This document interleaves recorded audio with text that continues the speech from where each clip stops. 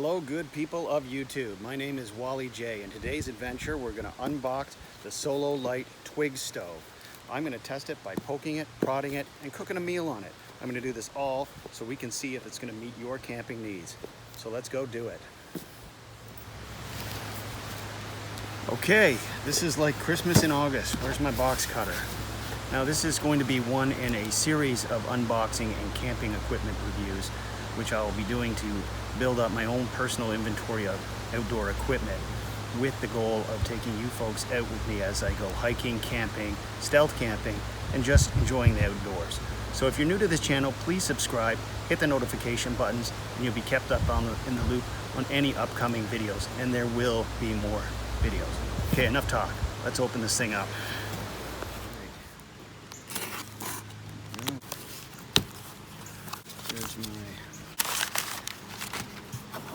Here's the actual item. More boxes to unbox. Let's look at the box that we have here. It's got the nice little compact thing. It's got the picture and the logo on the cover. I'll bring it up so you can pause anything if you want to read it. It says it pairs nicely with the Solo Stove Pot 900 mils that is, and the Solo Stove Alcohol Burner. I did not get either of those. I just got the stove. You can get it with that. It's more expensive, obviously. The alcohol burner would give you the option of a more consistent flame and heat, although you'd have to carry the additional alcohol with you as well as the burner itself. But that is an option if you didn't want to burn twigs. And here's the really important part. This has all the stats. I'm going to leave that there if you want to read it. Important part is it's 9 ounces. That's really light. That's great for that. Backpackers love to hear that. The height is 3.8 inches. That's when it's down in its compact form. That's not including this higher part, which is the cooking ring. And that when you have that, it says that it's 5.7 centimeters, but that would not be an issue if it's all packed up. It's made of stainless steel, and the boiling time is 8 to 10 minutes. I suspect that's under ideal conditions. And it's best for, you can see they have right here, it's best for 1 to 2 people. They do have larger ones. I've seen them on the internet here. You have the Titan and the Campfire. The Campfire is about the size of a large paint can. So, but the same principles. All right, let's open the box up.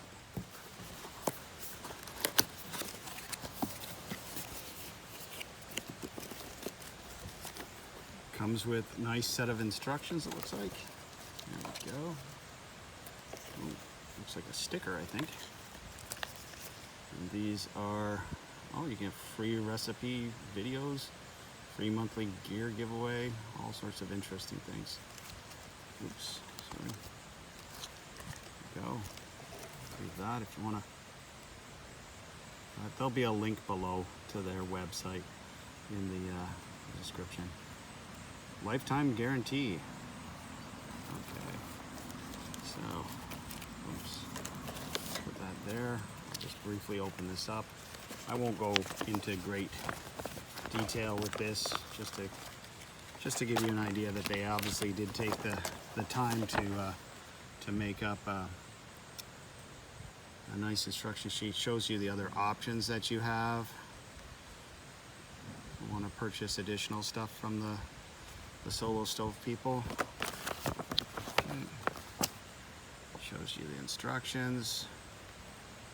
You can pause any of this if you want, but yeah, I won't really get into that too much. Okay, let's get to the stove itself. Okay, all right.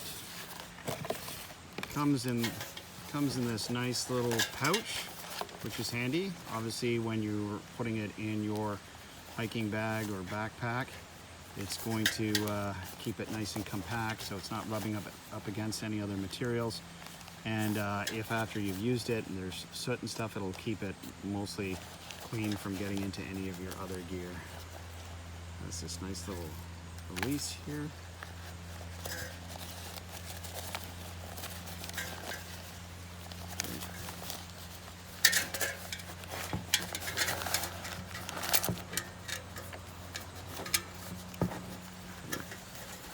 it's a tight fit, I'll give it that. There we go. Put that aside. So there it is. This is the cooking ring. So that would be the 3.8 inches height there, and of course that's what it's like when you pack it away. So it's quite small. When it's up at its, when you're cooking, there you go. That's 5.7, I guess. Anyways, first thing is the material is really good quality. One of the things I've heard about other kind of metal Twig stoves is that the quality is not that great. One complaint I heard was that, you know, you can cut yourself on these. These seem to be beveled a bit, so they're not really all that sharp. The lid's not that sharp either, so you can safely handle it. And that goes the same with these. It's beveled. I mean, you wouldn't want to gash yourself on it, but you're not gonna go out of your way and cut yourself. So that's really good. It is really solid, good quality. So the idea is you put the twigs in there, and obviously you put this on there and you put your pot on top of it and you feed the twigs through there. The principle being the oxygen comes through here, goes up here, and comes out, well, it comes out these holes up here. If you read on their website, the company does give a very good description of that aspect, but what I wanted to show you guys was the whole mechanics, because I don't think it's really been discussed in any great detail about that. Let me just demonstrate that a little further for you guys. I'm going to use a twig, ironically, to show you how this is done, and for this part we don't really need the cooking ring. So like I mentioned, the oxygen comes up here. This is kind of like the outer shell or outer can, and then there's an inner one. If you look here, you can just see it in there. So there's kind of like a hollow wall here, just like in your house where the insulation would be. Of course, it's clear. So the air comes up and comes out there. But what you can't see, and I'll hold it up to you, hope you can, is you'll see that underneath this lip where this grill is that holds the tinder and twigs, there's another opening where the oxygen comes in first and feeds the fire under here, and then the other oxygen that's left over comes up here and it's heated and it creates a greater flame. So it's a really efficient use of twigs, but we will test that out. And another interesting aspect, there's a lot of space there. So, you know, eventually the material will burn down and start to fall down, but it's not going to clog it up or block the airflow here anytime soon, because there seems to be a lot. And obviously once you're done with it and you get it, you just kind of clean it out. Anyways, that's enough of the basic review. Let's start a fire in this and cook something. See how long it takes to boil water.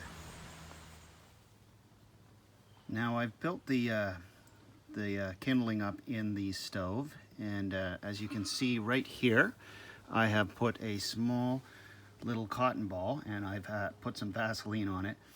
I just needed a little bit of an extra accelerant, and I would recommend that you do that because it's a little tricky to start these things. So you could use, you know, one of those fire starting cubes, liquid kind of flammable gel.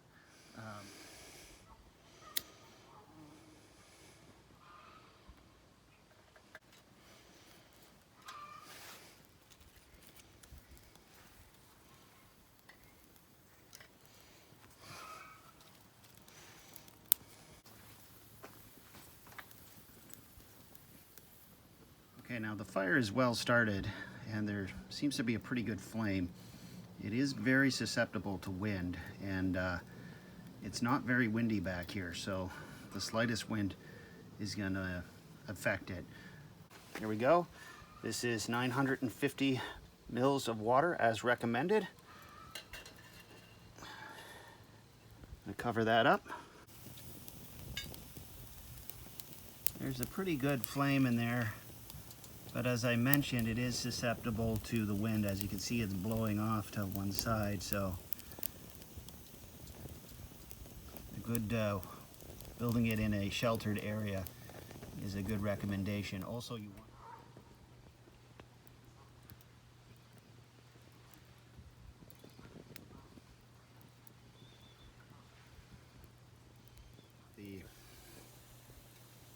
we're at the 12-minute mark, and it was just boiling there. As you can see, it was going over. Time to add my Mr. Noodles.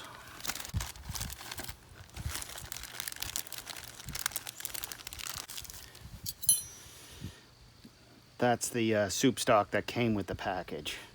Just to let you folks know, this is how much wood was left. I was probably more generous with it than I could have been. But that small pile was able to cook this entire meal. Oh, that smells good. Yummy. Let me taste it.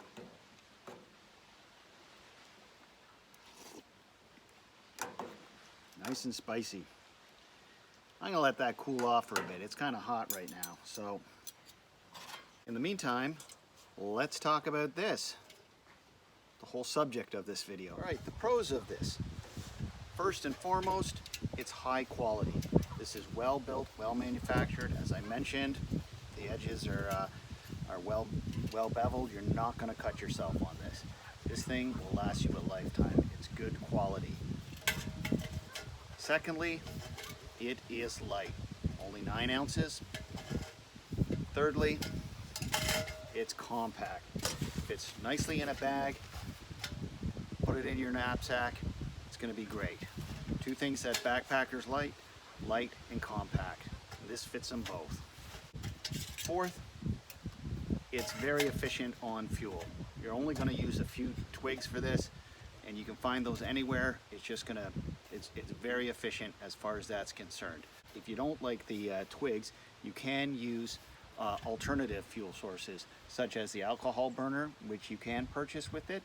And another alternative, which I just heard from another YouTuber, is wood chips. You would probably have to jury rig this mesh thing, which would be very easy to do, but you could use, wood pellets, but you could do that. And it burns very efficiently, and that is an option to you. So yeah.